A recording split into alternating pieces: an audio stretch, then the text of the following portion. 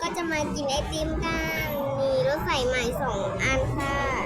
อันแรกรสสตรอเบอรี่อร่อยเหมือนรสวานิลาเลย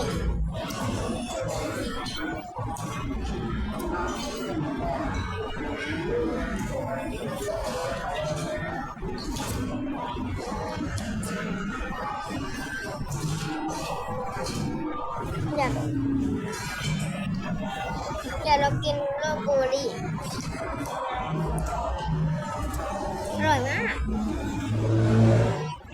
อร่อยทั้ง2 รสเลยอ่ะ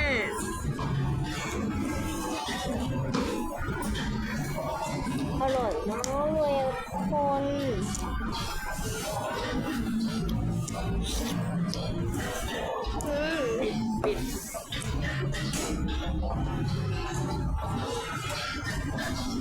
นี่แหละ